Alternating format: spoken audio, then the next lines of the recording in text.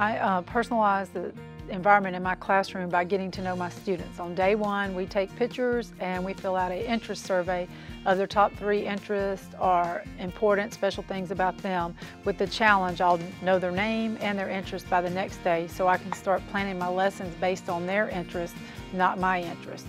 I also have them set goals. So I read through their goals so we can start planning from that day forward what their future is going to look like.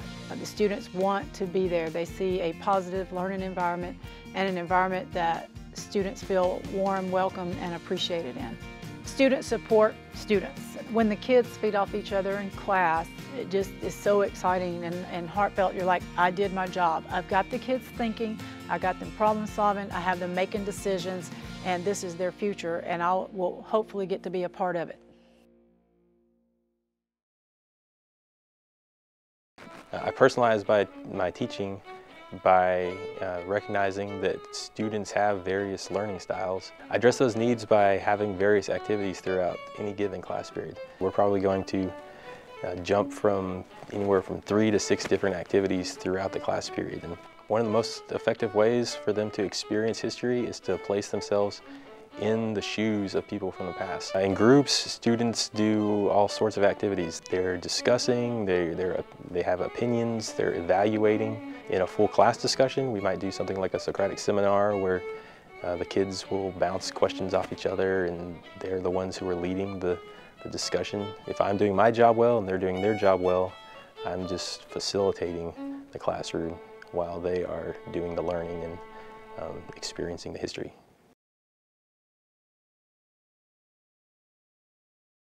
I think that my personal teaching style is very conversational. I'm very relational with my students. When they're struggling with a concept that I'm teaching, I want to understand, is it what I'm teaching them, or are their struggles happening because of prior learning? I have my students sitting in groups. I find out that their peers can be really helpful in identifying where they're struggling, why they're getting things wrong. I encourage students to help each other.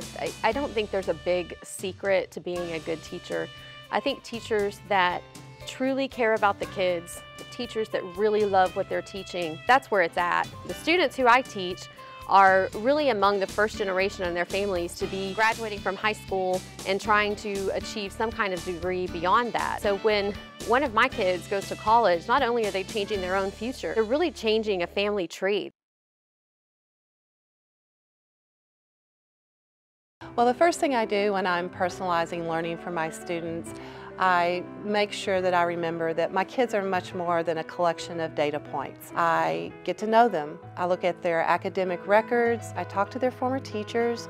I visit with their moms and dads. But most importantly, I talk and listen to my students. My students are talking easily and frequently to each other and me.